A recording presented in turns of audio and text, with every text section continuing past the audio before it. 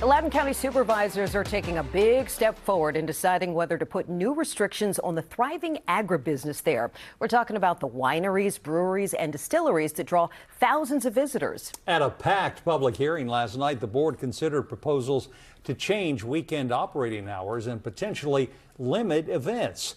Our Northern Virginia Bureau Chief Julie Carey takes a look now at the vigorous debate underway. The vision for Western Loudoun County, put in place more than 2 decades ago, means unspoiled views, preserved farmland and woodlands. But it's also given rise to a booming business sector as wineries and breweries have multiplied. At its core, Stone Tower is an agricultural operation. We grow and produce wine. But Vice President Lacey Huber says being able to preserve the rural landscape of the 1,000-acre Stone Tower winery depends on income generated from the many events there. Without the ability to do those things, events and weddings and inviting guests in, we wouldn't be able to sell our wine. We would not be able to survive. Perhaps the most contentious issue at last night's board meeting, whether to start limiting events at the venues. In the orange T-shirt, the slogan was "Protect the Poor." The yellow T-shirts, "Protect our mountains." We cannot afford additional commercial development in the mountains.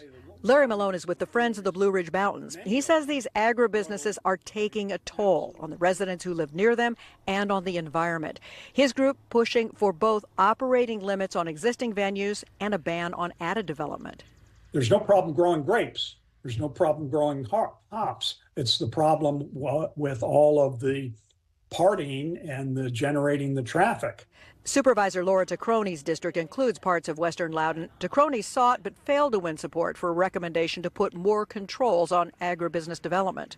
We do have a vibrant rural economy, but we've heard from neighbors that, it's unbalanced, that we need to find the balance regarding impacts. But the dozens of winery and brewery owners who testified to the board were relieved the supervisors endorsed a recommendation to continue to allow unlimited events.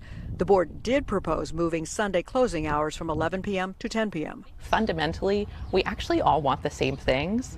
We want to preserve this beautiful place that we have, and it's my fundamental belief that supporting rural business is the way to do that.